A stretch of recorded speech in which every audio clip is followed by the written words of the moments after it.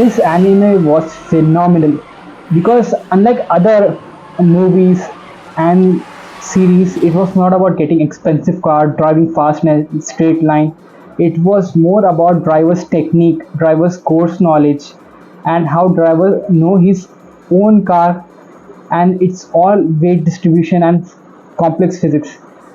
So this anime was phenomenal, but there was one particular scene that caught me off guard.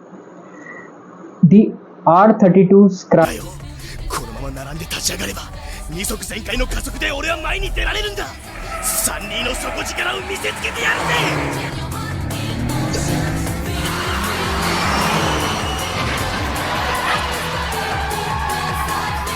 I was almost out of my seat. Like, what the hell is this? Is it some kind of plot to save the protagonist and to make sure he wins the race?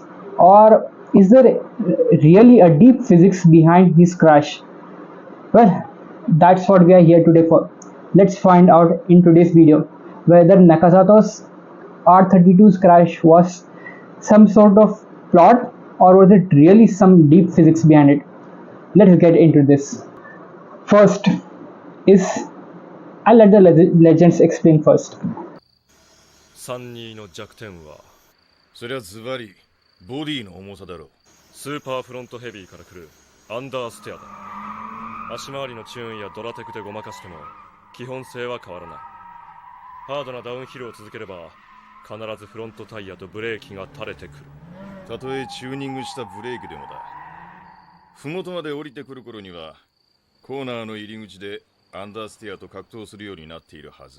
The R32 weighs approximately 1,450 kilograms, which is super heavy when you compare it to its competitor, which is Toyota E86, also known as Hachiroku, which weighs only 900 kilograms. So, when we consider also the fact that they are not racing straight, they are on Akina's downhill battle, and during this, entire mass and weight shifts forward on front wheels. So this increases the front load on the tire. Now you might be thinking the R32 is heavier, so it will have a better traction, right? Wrong. There's a phenomenon called tire load sensitivity. Now this is an entirely another topic. If you want, I'll make another video, but for now we'll keep it simple. Tire load sensitivity is something like, let's say a tire has been subjected to 300 kgs of weight, so there are like 100 units of grip, which is pretty fair. Now a 600 kgs of load applied on tire doesn't mean that it will provide 200 units of grip. It will be more like 170. So you see, there is like a diminishing return. So in simple words, the front tire was overloaded. It lost its efficiency during the downhill battle. Tire grip budget. Now this is one of the most important thing to keep in mind. A tire has certain grip budget, so the tire needs to operate within that limit. If you add more forces, if you stack more forces on the tire, the tire's limit of the grip will exceed and it will cause a loss of control.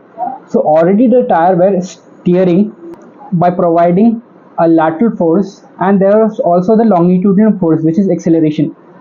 So with these two forces already at their peak, it was also subjected to weight transfer, which we talked just previously. So that was already at the peak. Result, the grip exceeded, front tire slided, and it caused an understeer. Front tire saturation. Now I'll let Nakazato explain this. だけどこれで勝ったと思うなよ。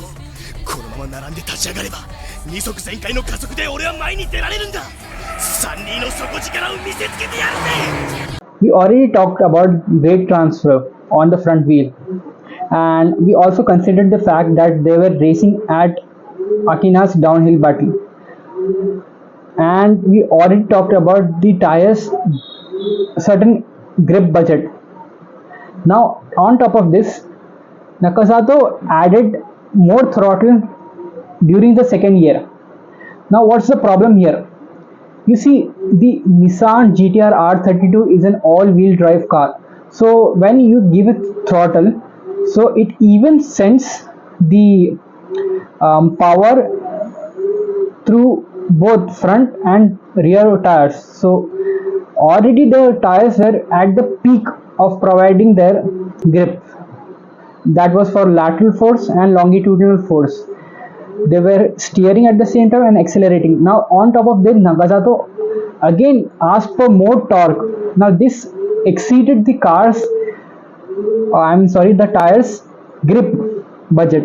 So this caused oversaturation of the front tires and caused the rear end of the car to become way lighter and slide off, which caused understeer and to crash the rear end with the guardrail. And finally, with these three phenomena stacked together, we get that iconic scene again. しまった肝心なところであれだ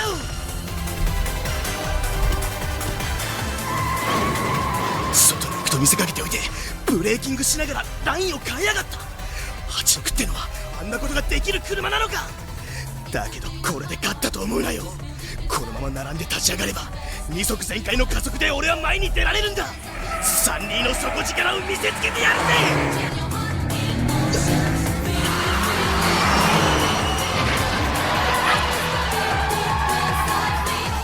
It was such an amazing race, and it was so fun to just gather the knowledge of how his crash happened. I hope you also enjoyed watching this video, and if you did, please leave a like and leave a comment if there's any single mistake which I have done during the explanation of this video.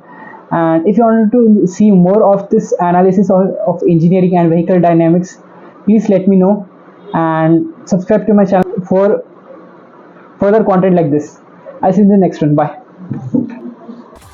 いや違う負けたのはこの俺だこいつが86に負けたわけじゃねえ